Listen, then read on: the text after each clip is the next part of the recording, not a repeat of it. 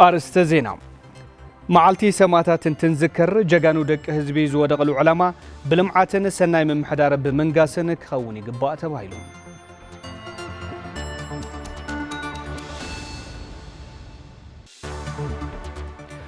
كاب 10 سنة كساب 16 سنة كلتا شحن 17 عام تمرز زصنح هاجراوي بازارن اكزيبيشنن حبرت سراح محبرات ابي كتما مقله تجميرو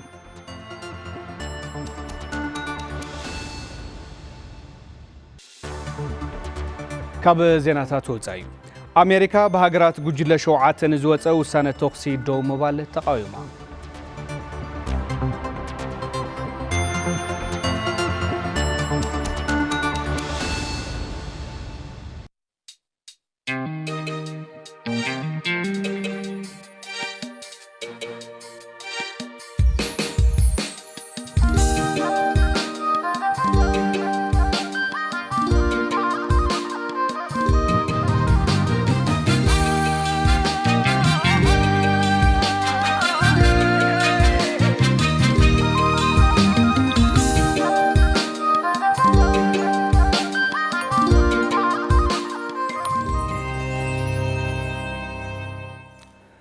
سلام تعنا هبلنا زخبركم بتخاتلتي تلفزيون تግራይ نساعد حزنا يوم علتاو زيناتات حيزنا قريبنا لنا زينات الساعات بمراح انا تخلت فله بملكت ቋንቋ ሰለሞን ኃይሉ ምስመላ ሶሚያ ስቱዲዮ ቴሌቪዥን ትግራይ በመخالينا حبرناكم ጻንሒት ክንገብር ክሳብ መወዳታ ምሳና ክትከታተሉ ዓዲመ ናብ ሓጸርቲ ዜናታት ዝዕለት ከስክረኩም ሓጸርቲ ዜናታት ዝዕለት መሰረትና ልዋም ገብረ ኺዳና ይተቀርቦ حبرنا نكتاتل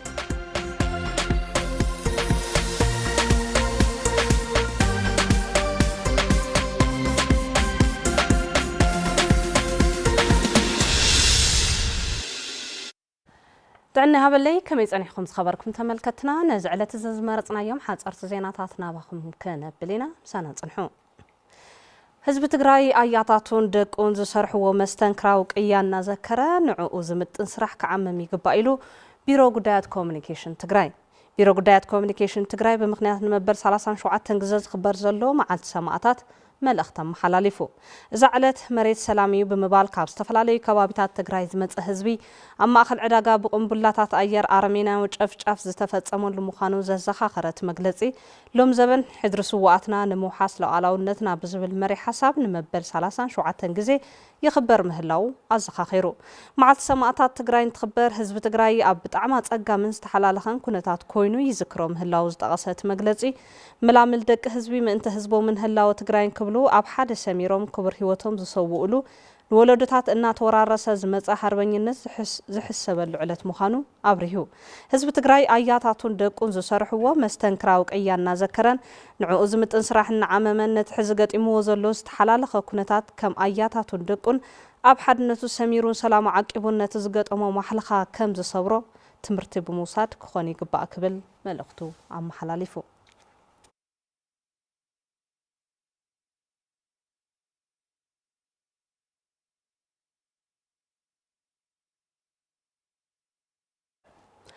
አገልግሎት ኤሌክትሪክ ኢትዮጵያ ኣብ 8 ከተማታት ትግራይ ካብ ምምሕያሽ ትራንስፎርመር ክሳብ ማእኸላይ መከፋፈሊ ተኸላኸም ዝገብር ተገሊጹ ምምሕያሽ አገልግሎት ኤሌክትሪክ አመልኪቱ ኣብ ከተማ ዓድግራት ዘተ ድማ ሳሊጥሎ ኣብ ኢትዮጵያ በዓል ሞያ ፕሮጀክት አገልግሎት ኤሌክትሪክ ኢንጂነር ክፍለ ሚካኤል ወርቁ ኣብ 2018 ዓመተ ምህረት ትካሎም ካብ ባንክ ዓለም ብዝረኸቦ ልቃሕ በብርካ ሃገር ኣብ 72 ከተማታት በብርክ ትግራይ ድማ ኣብ 8 ከተማታት ምምሕያሽ ውሽጣ መስመራት ምቕያር ውሕድ ሓይሊ ዘለዎን ትራንስፎርመራት ተኸላ መከፋፈሊ ሓይሊ ከም ዝካየድ ገሊጾም ተተሊሙ ዘሎ ፕሮጀክት ህልው ኣወሃባ አገልግሎት ምምሕያሽ ጥራሕ ዘይኮነስ ንኢንዱስትሪ ትካላት ንግዲ ነባራይን ዝሐሸ አገልግሎት ኤሌክትሪክ ክረክብ ዝገብር ምዃኑ እቶም በዓል ሞያ ረዲኦም ከም ጸብጻብ ጉዳያት ኮሙኒኬሽን ከተማ ዓድግራት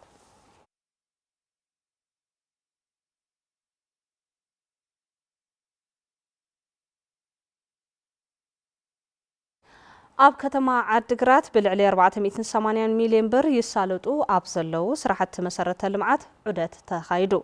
ኣብዚ ፕሮጀክት ተጠቀምቲ ዝኾኑ ልዕሊ 569 ኣባላት ስድራ ስዋት ሃርበኛታትን ካልኦት ሰሙያን ዕድል ስራሕ ዝተፈጠረሎም ምምሕዳርቲ ከተማ ኣፍሊጡ እቲ ስራሕ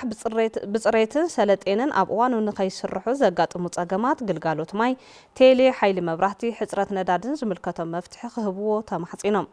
ከንቲባ ከተማ ዓዲግራት ኣይተረዳ ገብረ እግዚአብሔር ብወገኖም ኣብ ከተማ ዓዲግራት ተጀሚሩ ዘሎ ስራሕቲ መሰረተ ልምዓት ብምጥንኻር እቶም ፕሮጀክትታት ብፅሬትን ሰለጤንን ክሳብ 20 ሰነ 2017 ዓ.ም ከም ዝውድኡ ድማ ሓቢሮም ኣለው።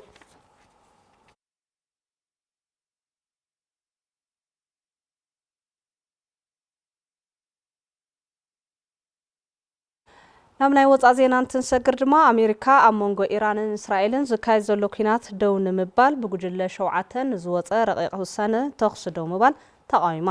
በአሳሳይነት ካናዳ ኣብ ዝተኻየደ ኣኼባ ተሳታፊ ዝነበሩ ፕሬዚደንት ኣሜሪካ ዶናልድ ትራምፕ ኩናት እስራኤልን ኢራንን ደው ክብል ንዝወፀ ረቂቕ ውሳነ ከም ዘይፍርሙሉን እቲ ኩናት ብጽዕንቱ ሓያላት ደው ክብል ፍቃደኛ ዘይምዃኖምን ጠቂሶም ኢራን ወናኒት ኒውክሌር ክትከውን ክፍቀዳ ይግባእን ዝበሉ ቶም ፕሬዚደንት ኣብ ጋዛ ዝተበጽሑ ስምምዕነታት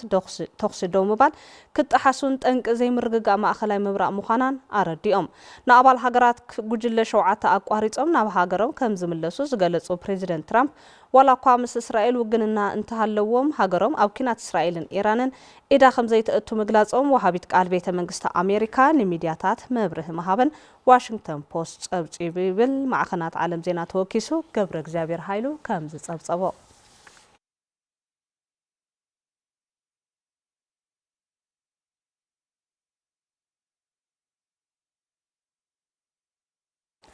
نساعات زيز مرزنا يوم حد صرت زينات أصازمنا لوام قبل كده مساخم صانحة زينات التلفزيون تقرأي حزم كوصليو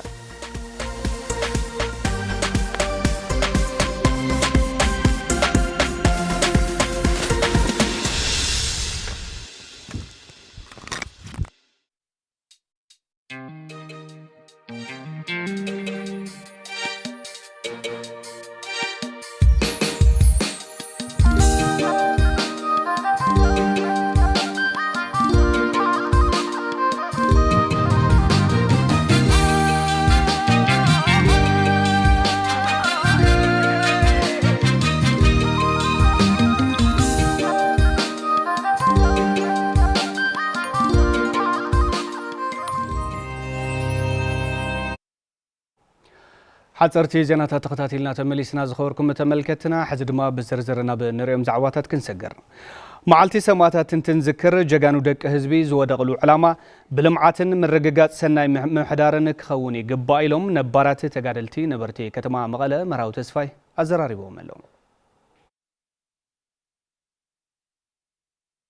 نحنا تغارو نيحا ناي سماتات معلتي كنوسن انتلنا أو حنت صحاي مس انسسات حويسو محورسونا عداقا معلتي زتجفجفولو معلتي ايو بو مبقس غيرنا اب تግራይ ንለውጥ ዝተሰው ተጋደልቲ ተቃለስቲ ብሙሉኦም ዝዝከርሉ معلت قون ተወሲኑ ብኽብርና ተዘከረ እዩ መጽዩ ዕላማ ህዝብ ትግራይ ማለት ናይቲ ተጋዳላይ ንወር አንፈት መቃለሲ በሰላም አቲ በሰላም ክወጽእ ልምዓታዊ ዝኾነ ስርዓት ክኽተል تكل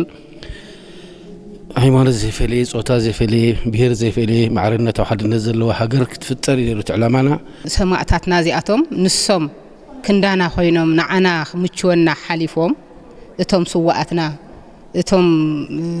ኣብ ቃልሲ ዝተሰውኡን ንዕኦም ውን ክንዝክሮም ይዝግባእና ነውሰከፍ ዝወደቀት ነብሲ ዝተጎደአት ነብሲ ንህዝብ ትግራይን ነዛ ብሄር ዚኣን كحلفላ ተዋሂሉ ዝወደቀ ስለ ዝኾነ ኣዕርዩ ክዝከር ዝግባእ እዩ እቲ ስውእ ሓይሊ ነዛ ሓደራዚ ምቅላል ነዛ ሓደራዚ ምንሻው ነዛ ሓደራዚ ምርሳዕ ዓብይ ሓጢያት እዩ ዝምድር እዚ ትግራይ ኮይና ክትቅፅል እዮም መስዋዕት ከፊሎም ኣካል ጎዲሎም ህዝብና ዝፈናቀል ዘሎ ዝሓምም ዘሎ ኣብ ምዝካር ኣይበክርን ኣብ ተግባር ግን ኣብ ምድባሶም ግን ሓደ ኮይና ከምቶም ሓደ ኮይኖም መስዋዕት ዝወፁ ሓደ ኮይና ልምዕና ንሳቶም ተቀየሩ መስዋዕትና ዋጋ ኣለዎ ኢሎም ዘስተማቕርሉ እንተዘይፈጢርና እቲ ዝዓበ ጉልበት ኢለውን ዝወስዶ ኩሉ ግዜ ከምታ ዝክረ ስዋኣት እንብላ ኣፍታ ስራሕና ቤት ዕየና ደሞ ብልቢ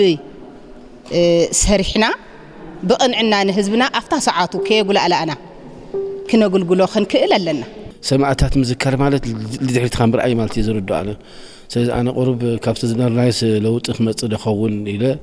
ግምተይ ህብየ ኩልና መጽውዓ ኣቲና ቃል ስውኣ ተኽቢርና እቲ ኣብ ቅድሜና ዘሎ 1-2-3 ተባሂሉ ዝተቐመጠ ረቑሒ ናይ ሰላም ክንፍጽም ኩላትና ኣብ ሓደ መንፈስ ረቢብና ክንሰርሕ እዩ ዝግባእ ዝብል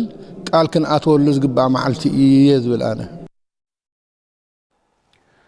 ቅያን ተጋድሎን አባላት ሰራዊት ትግራይ ተዘንቱ ለካቲት ቀንዴል ተጋድሎ ዘርእስታ መጽሐፍ ተመሪቃ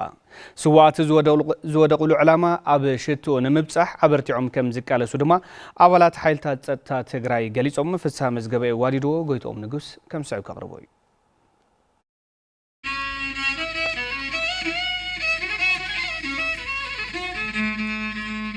ቅያን ተጋድሎን አባላት ሰራዊት ትግራይ ተዘንቱ ለካቲት ቀንዴል ተጋድሎ ዘርእስታ መጽሐፍ ተመሪቃ ብምኽንያት ዝኽሪ መበለ 37 ዓመት መዓልቲ ሰማዕታትን ንምስራት 6 ዓመት ተኣሃዱን ዝተመረቐት መጽሐፍ መስተንክራዊ ጅግንነት ተጋደልቲ ምትእሳር ደጀን ህዝብን ሰራዊትን ዝተሰነደላ ምዃና ተገሊጡ ዝተረፉ ዕማማት ምምላስ ተመዛበልትን ምርግጋጽ ሉዓላዊ ግዝኣት ትግራይን ብምውጋን ሕድሪ ስዋዕት ብጾቶም ኣብ ሽቱኡ ከም ዘብጽሑ ኣባላት ሓይልታት ጸጥታ ትግራይ ይዛረቡ ስዋዕትና ዝወደቕሉ ዕላማ ንጹር እዩ ነዚኣቶም ዝወደቕሉ ዕላማ ኣብ ሽቱ ንኽነውፅሕ ድሞ የሓጅም ድልዋት ኢና ዝተፈናቐለ ህዝብና ናብ ቦትኡ ንኽምለስን ለይትን ጻዕርን ቃልሲና ንገብር ዘለና ማለት እዩ ብሰላማዊ ቃልሲ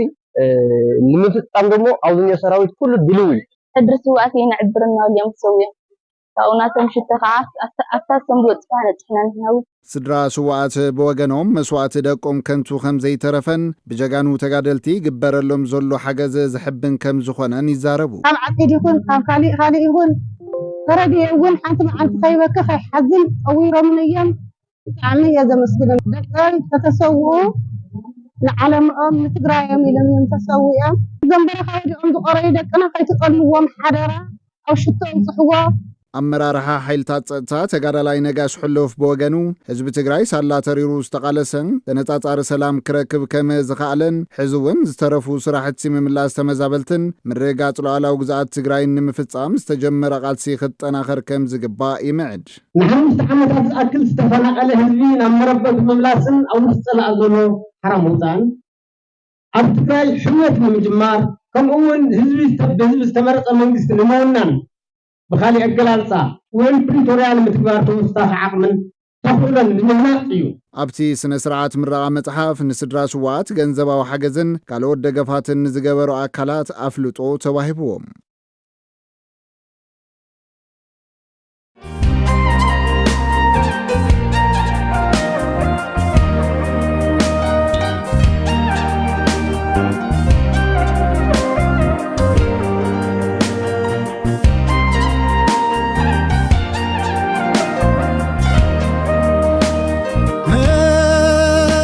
صوتي ولودتاتنا عندي مسرت العونا زل علم وزخري كبري مقوس هاي نسواتنا نقصل لنا زخبركم تملكتنا بديدو هبين مكلخال بزيت وعدد ملكعو قدم متنقعات يقبر كم زلو بيرو تعنا تقرأ فليتم زاقيد كم هاجر 18 سوات تتحازو موت حدا وجن كم زيت مزقبون تبيرو علا وغيرلو تسفاي تادسه كم سعو كغربوي حمام بديده هوي امبوكس بزبها الفيروس زمس حماميوم كسابلومي كم هاجر 18 سوات تتحازو موت حدا عشر تمزقويوم رسني حمام رئيسي حمام عند حقن مقطعات مسكتات بوانانت دما قروت خازر انفرر ملك زري مخان زغلصو حلافي بيرو طعنا تግራይ دكتور امانيل هايلم ايت ملكتات كاب حدا كساب 21 معلت كم زر يردو زي حمام زي بفيروس يزمص امبوكس زبها الفيروس ኣብ ኢትዮጵያ ኣብ ቀረባ እዋን 18 እዮም ነይሮም ኣብ ወለጋ ከባቢ ድማ ዝተረኸቡ ክልተ ተሐከምተሎ ዝብል መረዳእታውን ኣሎ መጀመርያ ዝረኣይ ምልክታት ካብ ካሊእ ሕማማት ክትፈልዩ ንሽተይ ክከብድ ይኽእል ረስኒ ዘምጽእ ብዙሕ ዓይነት ሕማማት ረስኒ ከምጽኡ ይኽእል እዮም ሕይል ዝበለ ናይ ርእሲ ሕማም የምጽእ عند حقوق ቃንዛ ይህሉ ኣብ ጨዋዳታት ካውን ኮሙ ቃንዛታት ይህሉ نشتي أبز حمام زي فلي زبل ኣብ ዝተፈላለዩ ቦታታት ነብስ ትሰብ ተዛሓመመ ሰብ ጽክታት ወይም ሊምፋዴኖፓቲ ንብሎ ኣብዚ ኣብ መንጋጋ ከባቢ ክኾን ይኽእል እዩ ኣብ ክሳዳት ከባቢ ክኾን ይኽእል እዩ ኣብ ውሽጢ ክኸውን ይኽእል ኣብ ታሕተ እግርና እውን ኣብ መገጣጥምቲ ጽክታት ናይ ሙጻእ ባህሪ እውን ኣለዎ ማለት እዩ መጀመርያ ምስ ቆርበትካ ማዕረ ዳርጋ ዝመሳሰል ድሕሪኡ ሓደ ክልተ መዓልቲ ጸኒሑ እንደገና ዕንፍርር ዝብል ካብኡ ጽሩይ ማይ ነገር ይሕዝ ካብኡ ድማ ናብ ቢጫ ዝመስል መግሊ ዝመስል መሳሊ ይሕዝ ድሕሪኡ ጸኒሑ ካብ 2 ክሳብ 4 ሰሙን እዩ ዝወድእ እዚ ፕሮሰስ እዚ ዝኸይድ እዚ ጥውቕ ምንኽኻእ ቆርበት ምቀያር ክዳንን መደቀስን ብጸታዊ ርክብ ሓበራዊ መብልዕን መስተይን ብቅርበት ሃፋ ኢሉ እውን ካብ እንስሳ ናብ ሰብ ከም ዝመሓላለፍ ይሕብሩ ጥውቕ ምንኽኻእ ዝበሃል ኣብ ቆርበቱ ሓደ ሰብ ምልክታት ምስ ወፀ ኣብቲ ዕንፍሪር ኣብ ዝበለ ውሽጡ ብዙሕ ቫይረሳት እዩ ዝሕዝ ስለዚ ምስ ሰብ ጥውቕ ዝኾነ ርክብ ዘለዎ ክሓልፎ ይኽእል ዝኽደኖ ዝነበረ ክዳን ካሊእ እንተሂቡ አንሶላታት ዓራት ብሓደ ይጥቀሙ እንተሃልዮም ኦር ኣብ እንቱፍታፉ እንት ቫይረስ ይርከብ ምስኣተወስ ብደም ገይሩ ናብ ብዙሕ ስለ ዝሰራጮ በቲ ቫይረስ ተተሓዘ ሰብ ዓርሱ ማስክ ምጥቃም ሙሉእ ክዳን ብምግባር ኣቐድምካ ፅሬትካ ብምሕላውን ምክልኻል ዝከኣል ሕማም ምዃኑ የብርሁም ስለዚ እቲ ዝሓመመ ሰብ እዚኣ እንድሕር ንፈልጥ ተኾይና ምንም ከይተሰከፍናስ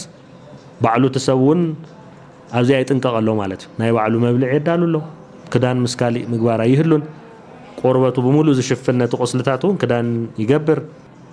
ብሓደ ዝድቅሱ ሰባት ወይ ብጣዕሚ ተፀጋጊዑ ብሃፋ ናይ ምትሕላፍ ዕድል ክህልዎ ከም ዝኽእል እውን እዩ ዘርኢ እዚ እውን ናይ ውድብ ጥዕና ዓለም ሕዘብ ግንቦት ወርሒ ዘውፅኦ ናይ መወዳእታ መምርሒ እውን እንታይ ንግበሮም ንዝብል እቲ መብዛሕትኡ ምንም ዓይነት ግዱድ ምልክት ዘይብሉን ቀሊል ዝኾነ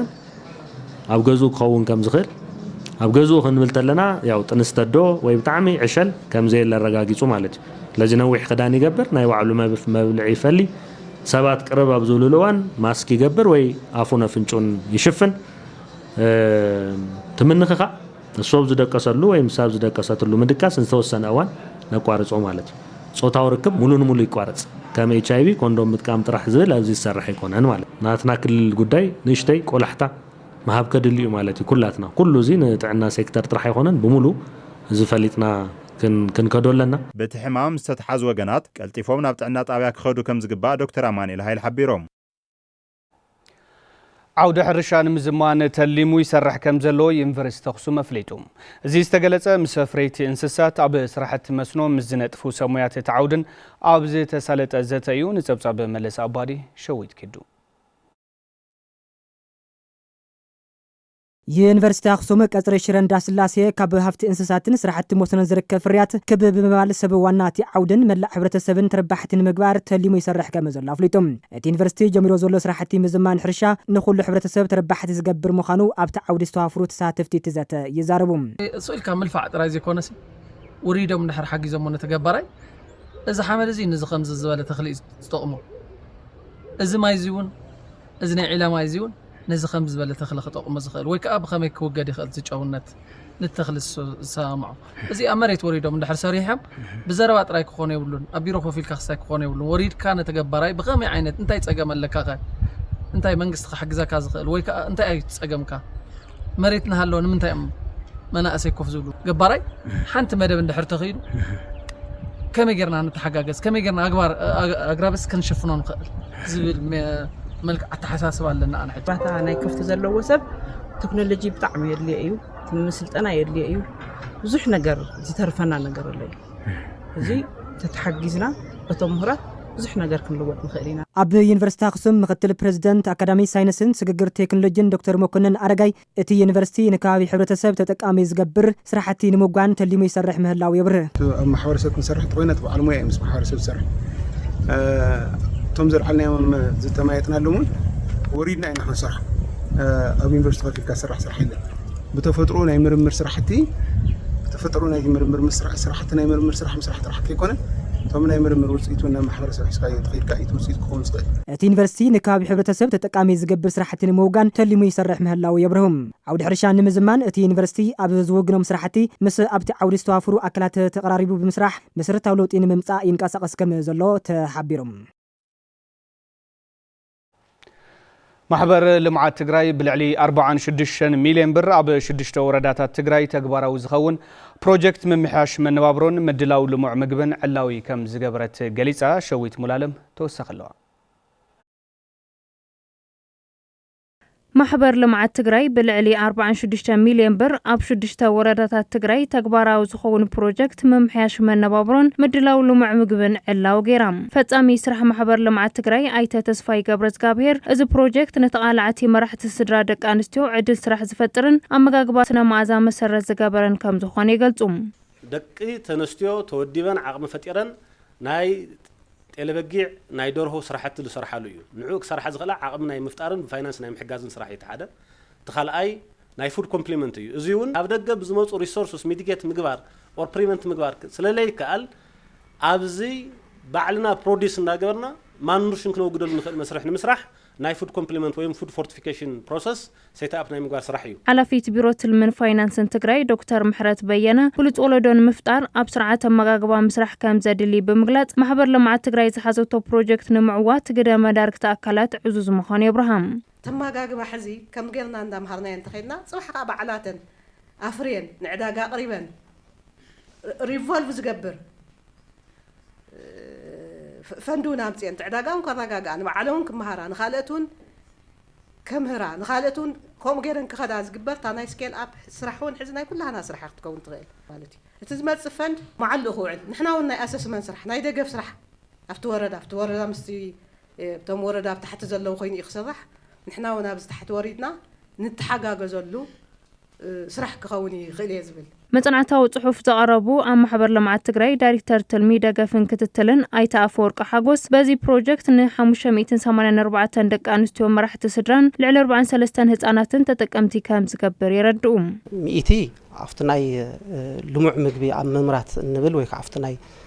ምጥን ኣብ መምራት ዝብልየን ክሳተፋ ተን 484 ድማ ኣብቲ ናይ ላይቭሊሁድ ስራሕቲ ወይ ከዓ መናወሮም ምምሕያሽ መሰረት ገይረን ኢንጌጅ ከገብራ ስለዚ በሓፈሻ 584 ተጠቀምትሎ ኣብዚ ግን ናይ ኮምፕሊመንታሪ ፊዲንግ ወይ ከዓ ናይ ልሙዕ ምግቢ መምራት ከይድ ግን ልዕሊ 43 ሽሕ ህፃውንቲ ተጠቀምቲ ዝገብር ፕሮጀክት እዩ ማለት እዩ ኣብቲ መድረኽ ኣመሓደርቲ 6 ወረዳታትን መዳርግቲ ኣካላትን ዝተረኸቡ ኮይኖም ንትግበርኡ ከም ዝሰርሑ ይገልጹ እቲ ናይ መናወሮ ናይ ኣመጋግባ ስርዓትና ንድሕሪት ተመሊሱ ተምሃሮ ደቀን ናብ ጥሜት ዝውዕልሉ በቃ ምግቢ ተሳኢኑ ትምህርቱን ዘቃርጽሉ ደረጃታት እዩ ዘሎ ማለት እዩ ስለዚ ንዑ መሰረት ገይሩት ናይ ልምዓንቲ ዘንኤ ፕሮጀክት ኣብኡ እቲ ጸገማት ዘለዎ ተወረዳ ክምልሱ ኢለ ዝሓስብ ማለት እዩ ኣተሓሳስባ ናይ ኒትሪሽን ጉለት ተብልዎ ንቐጻሊ ወለዶ ከም ወለዶ ከም ዘይቕጽል ብምእማን ሕዚ እውን ትኹረት ሂብና ኣብኡ ትቅድም መኩርና ዝነበርና ማሕበር ወዲብና ታ ብመርየት ብኩሉ ንዋዕመች ዝበሃል ነገር ከም መርሕነት ያወስናን ሓግዝናን ውዳይ ፈጥርናን ሰርሕና ማለት እዩ እቲ ፕሮጀክት ኣብ ወረዳታት ማጨው እንዳምኾኒ ሳምረ ኣጽቢ ዓድዋና ዓዴርን ዝትግበር ከም ዝኾነ ተገሊጹ ዝኸበርኩም ተመልከትና ካብዚ ብምቕጻል ናብ ጸብጻባት ቢዝነስ ዝዕለቲና ክንሰገረ ድሕሪ ዝሓጻር መሰጋገሪ መሳርሕትና ኣብቲ ገብሩ ሒዝልና ክቐርብ እዩ ሕዚ ጻንሒት ምሳሌ ቴሌቪዥን ትግራይ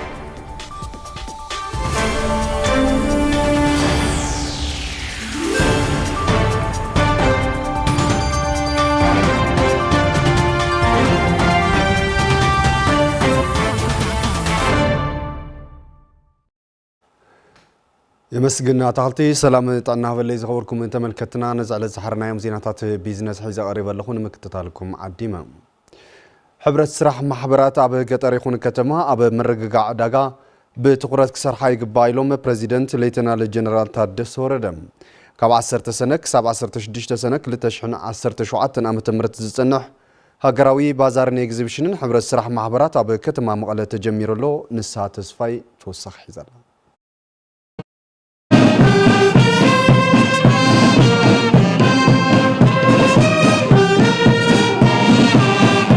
ዘላቅነት ዘለዎ ዕዳጋን ምትእስሳር ኤጀንሲ ሕብረት ስራሕ ማሕበራት ልምዓት ዕዳጋን ትግራይ ሃገራዊ ባዛርን ኤግዚቢሽንን ኣጀሚሩ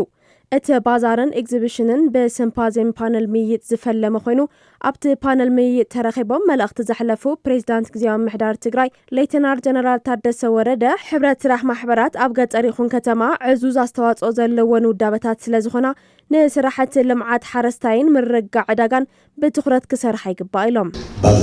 ባዛር ማለት እቲ ናይ ትግራይ ኢኮኖሚ ፃወቶ ተራክበሉ እዩ ንሸማቲ ዝጠቅም ክኸውን እዩ ሸያጡ ዝጠቅም ክኸውን እዩ ሸያጥን ሸማትን ዝራኸብ ስለ ዝኾነ ብዋናነት ግን እታ ናይ ሕዚ ትግበር ድማ ዋና ጠሜታ ከመይ ጌርና ኢና ኣብዚ ዘለና ሕፀቶ ከመይ ጌርና ንፈትሕ ዝብል ዝተፈላለዩ ፅንዓታዊ ፅሑፋት እውን ዝቐርበሉ ስለ ዝኾነ ብጣዕሚ ጠቓሚ ክኸውን እዩ ዝብል እምነት ኣለና ብሰንኪ ፅንተታዊ ኩናት ልዕሊ 95 ሚኢታዊ ሕብረት ስራሕ ማሕበራት ሰፊሕ ዕንወት ከም ዝበፅሐን ዝገለጹ ምክትል ሓላፊ ኤጀንሲ ሕብረት ስራሕ ማሕበርን ልምዓት ዕዳጋን ትግራይ ኣይተ የማነ ገብረ መስቀል ካብ 10 ክሳብ 16 ሰነ 2017 ዓ.ም ዝጸንሕ ሃገራዊ ባዛርን ኤግዚቢሽንን ሕብረት ስራሕ ማሕበራት ይሳለጥ ከም ዘሎ ኣብሪሆም እቲ ዕዳጋ ተበታቲኹ እዩ ነይሩ ርክብ ኣይነበረን ስለዚ ትርክብሱ ዳግም ሪኮኔክት ንምግባር ንምትእስሳር ብኦቢልካ ኣብ ትግራይ ዝመፁ ቀረባት ብስፍሓት ክህልው እሞ ሕብረተሰብ ተጠቃሚ ክኸውን ንምግባር ዝዓለመ እዩ ካልኣይ ሕርሻ ትግራይ ብመፍራይነት ትግራይ ዓብዪ ተሃሲ እዩ መፍራይነት ሕፅረታት ኣሎ ጉለታት ምህርቲ ኣሎ ስለዚ ጉለት ምህርቲ ዘቕርቦት ሕፅረት እዚ ብሕብረት ስራሕ ማሕበራት ኣቢልካ ክሽፈን ይኽእል እዩ ዝብል እዩ ሓላፊ ቢሮን ሕርሻን ሃፍቲ ተፈጥሮን ትግራይ ዶክተር ኢያሱ ኣብርሃ ብወገኖም ሃገራዊ ባዛርን ኤግዚቢሽንን ሲምፖዚየም ሕብረት ስራሕ ማሕበራት ምክያዱ ሕርሻ ትግራይ ኣብ ምዝማን ዓብዪ ግደ ኣለዎ ኢሎም ህዝብና ኣብ ዕዳጋ ከግንዮ ዝግባእ ዝነበረ ረብሓ ናይ ዘይምርካብ ነይሩ ስለዚ ሓረስታይ ዘፍርዮን ተጠቃማይ እውን ዘጋንያ ዘራኽባ እየ ስለዚ እዚአን ጥቕሚ ስለለለዎን ባዛር እውን ምግባር እንደገና እተሎ ድማ ናይ ኤግዚቢሽን ነካይድ ኢልና ና ሲምፖዚየም ነካይድ ኣለና ሰው ዕብል በለ ዕማም ኢለለዎ ጽቡቕ እውን ተዳሊና ኢና ነዚ መሰረት ገይርና እውን ሕርሻና ከነዘሙነት ኮይኑ በብእዋኑ ከምዚኦም ዝበሉ መድረኽና ፈጠርካ ኢኻ ክትዕብዮ እሞ ኣካል ናይ ስግግር ኢና ንብል ከኣል ኣብቲ ዕላዊ ዝኾነ ኤግዚቢሽን ምህርቶም ከላልዩ ዝረኸብናዮ ሚንናት ብወገኖም እቲ ኤግዚቢሽን ኣብ ምትእስሳር ዕዳጋን ምልላይ ምህርትን ዓብዪ ግደ ከም ዘለዎ ገሊፆም ምህርቲ የፈልጥ ኣለኹ ካልእ እንደገና ምስካል ናካልእት ምህርቲ እውን ይፈልጥ ኣለኹ ምስ ካልእት ሰባት ይራኸብ ኣለኹ ማለት ካብ ማእኸል ዓዲ ዝመፁ ሰባት እኒአው ምስኣቶም ይራኸብ ኣለኹ ምሰብ ዝከባብል ኣሎ ኣብ ትግራይ ውሽጢ ዘሎ ለይፈልጦ ሰብ እንደገና ይራኸብ ኣለኹ ማለት ስለዚ ምህርቲ የፈልጥ ኣለኹ ትግራይ ደረጃ ኣብ ጣፍን ኣብ ስርናይ ናብ ኣተር ኢና ንሰርሕ ናይ ምርዛር ሕፅረት ዘለዎን ከባቢ ናይ ዋሕድ ጠሊ ዘለዎን ናይ እኽል ጠሊ ዘለዎን ምርዛሪ ካብዚ ርእዮም ኣብ ኣክሱም መፅኦም ወይ ድማ ንሕና ብትራንስፖርትና ነብፅሕሎም ናይ ዘርኢ እቶት ምዕባይ ንዓፅፍ ማለት እዩ በዓል መዚ ልምዓት እቶት ክልል ትግራይ ካብ ሓምለ 1 2017 ዓመተ ምህረት ክሳብ ጥቅምቲ 30 2018 ዓመተ ምህረት ዝካየድ ምእካብ ግብሪ ክሳብ 1 ቢልዮን ብር ንምእካብ ምድላዋት ይገብር ከም ዘሎ ሓቢሩ ተስፋይ ታደሰ ዝርዝር ሒዙ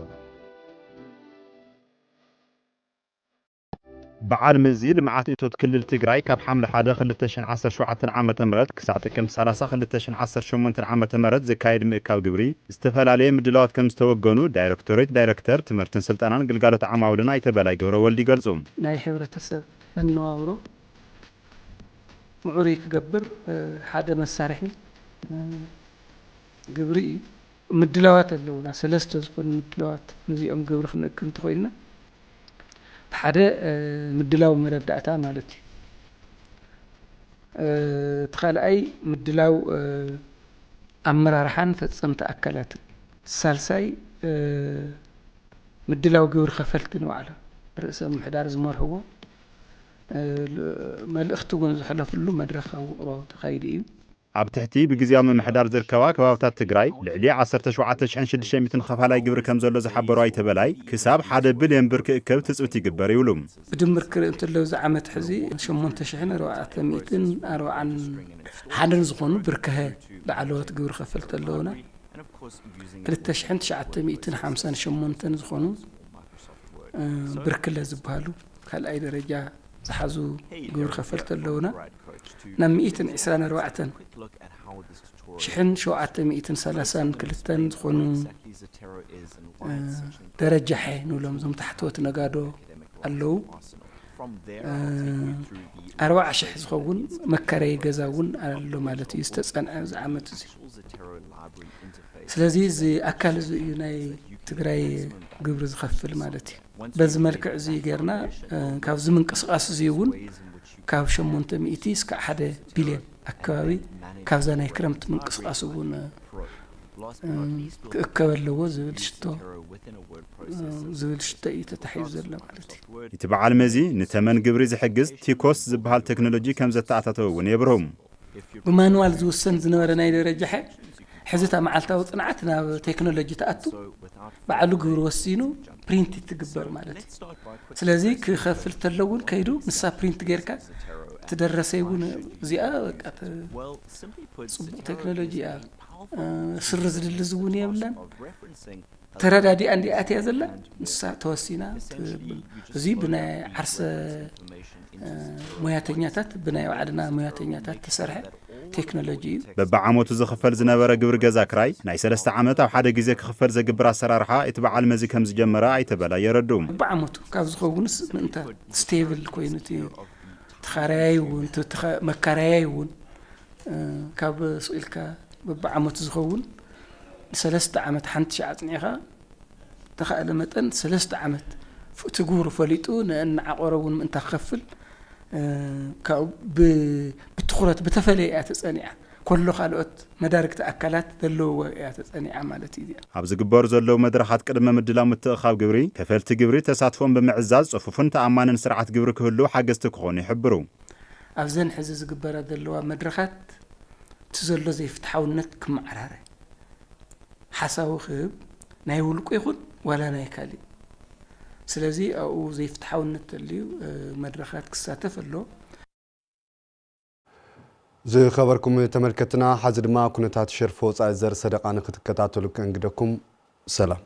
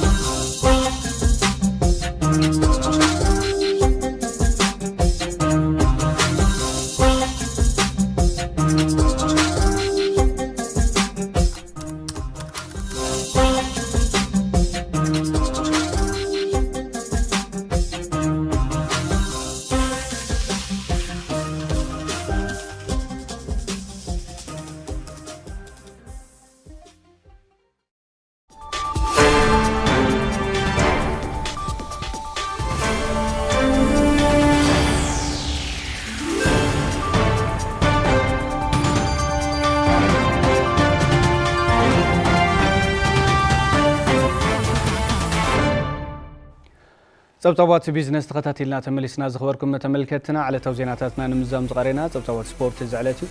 صبطوات سبورت وش تعدن وعندما بكبرهم تسفاي قربي تملكتنا يمسكنا تغلطي دحنا صنيخم زخبركم تملكتنا صفر لنا وش تعدن وصا سبورت كاب تلفزيون تقرينا باخم زغرب الجزائر كبرهم سفاي تركيب لغون مقتالكم مقدمه مسكن تقاليد ما يغان تبشكلتا مقله 7 درتا تمسجن مبراتو لتسلوسا بجمره ودر بشكلتا مايغريشن جرافل رابع درجه حيز بمزام زنادوسي تمزجيبو 4 مدرخن 650 كيلومتر شفنا قدم بشكلتا مايغريشن جرافل كينيا اب مخفت مدرخ على تسلوس 130 كيلومتر شفنا ودر كايدو نسلطنا بكينيا زركب تمسجن مبراتو دما رابع درجه حيزو زازيمولم تقادم بشكلتا لكوانسن حانسن دما بتودر قدمين كلا درجه حيزو مزازمو تقادمتهم تودر ربع 170 كيلومتر بمتنقاد قصريم تمسجن مبراتو غانتا مقله 7 درتا وصايو شفينات اليوم اب كينيا سلطنا نوسد زركب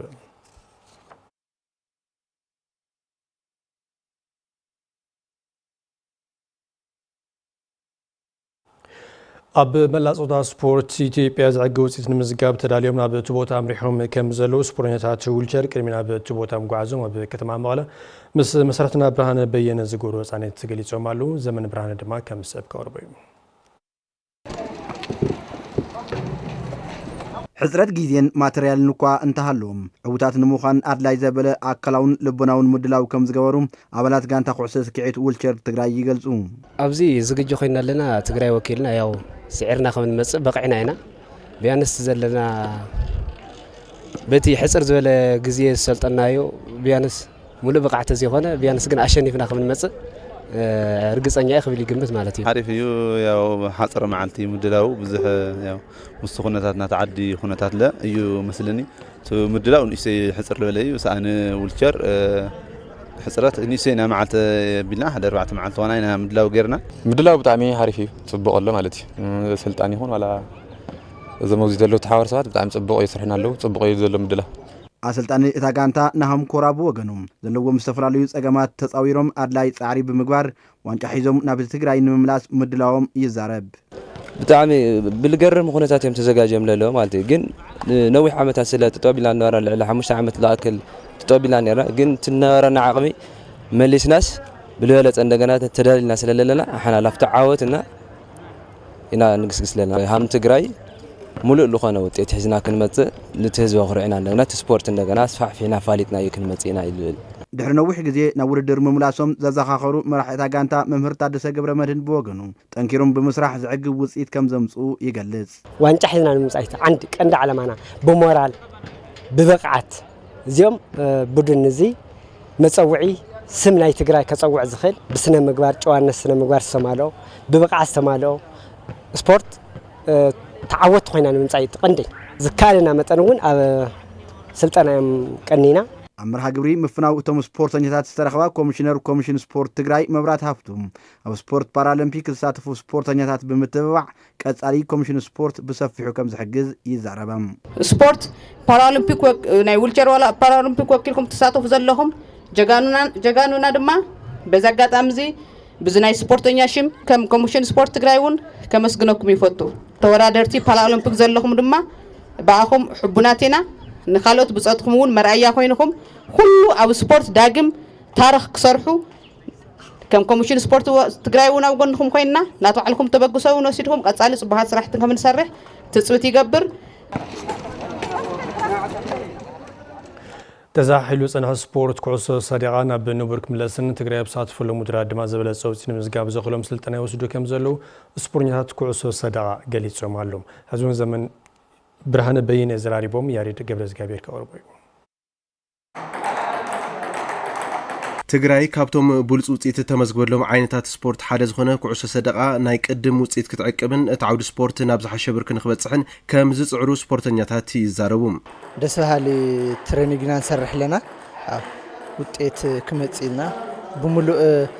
ኣካላዊ መንፈሳዊ ጥንካሬ ሰኒቕና ኢና ንኸድ ለናና ፅቡቕ እዩ ነይሩ ጠንካራታት ኮይና ክንቀርብ ኢና ሙሉእ ዝግጅትና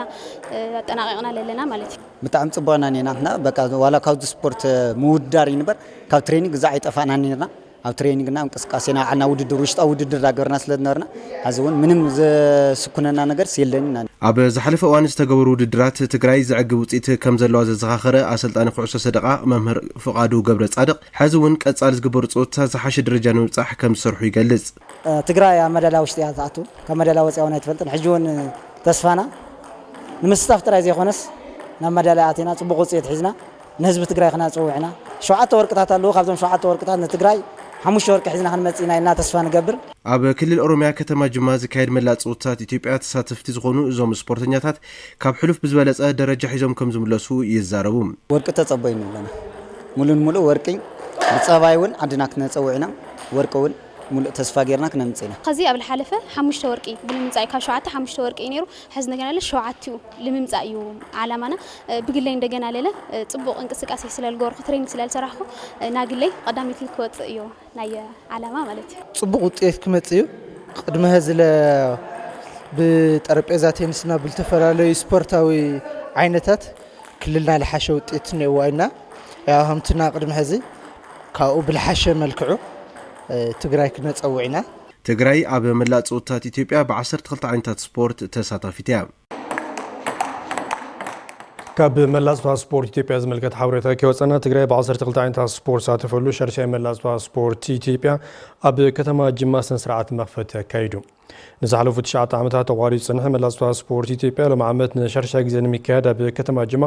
ኣብ ስቴድየም ዩኒቨርሲቲ ጅማ እዩ ስነ ስርዓት መክፈቲ ተካይዱ ዘሎ ኣብቲ ካብ ሰነ 10 ጀሚሩ ክሳብ 19 ተካየድ መርሃ ግብሪ ዝተተሓዘሉ ውድድር ስፖርት ዝተፈላለዩ ክልላትን መምሕዳሪ ከተማን አዲስ አበባን ድሬዳዋን ሓዊሱ ሳተፍቲ ክኾነን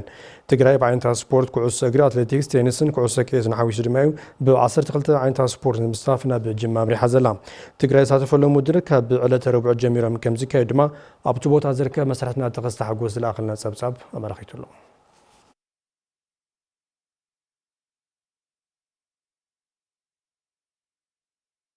زغبركم تملكتنا تطوع سبورت بمقتال حبرات أنا يسوع نور المسجنا بتقلت ملزكم سلام